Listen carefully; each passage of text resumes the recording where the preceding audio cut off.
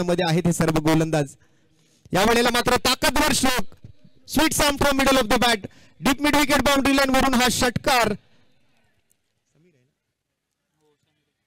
समीरच्या bat मधून या 6 धावा। अगदी संयमाचा बांध कुठेतरी तुटलेला पाहायला मिळाला समीरचा। या चेंडूवरती मात्र आपलं संपूर्ण फ्रस्ट्रेशन त्याने काढलं आणि ऑन द राईस चेंडूला मात्र खेळणं थोडंसं कठीण गेलं समीरला। आणि या वेळेला जबरदस्त घुटना टेक आणि सिक्सर देक, आणखीन एक जबरदस्त षटकार या वेळेला मात्र समीरच्या बॅट मधून येत असताना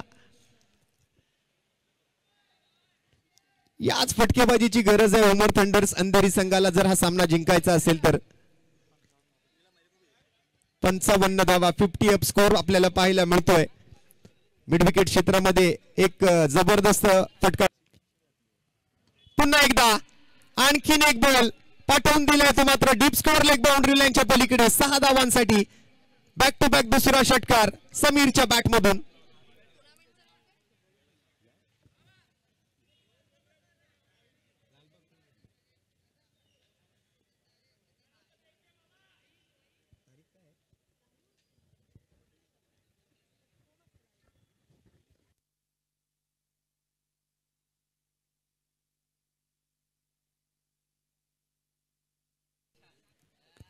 या वेळेला फुलटॉस चेंडू, flat shot, deep score leg वरून पुन्हा एकदा बाउंड्री लाईनच्या बाहेर जाताना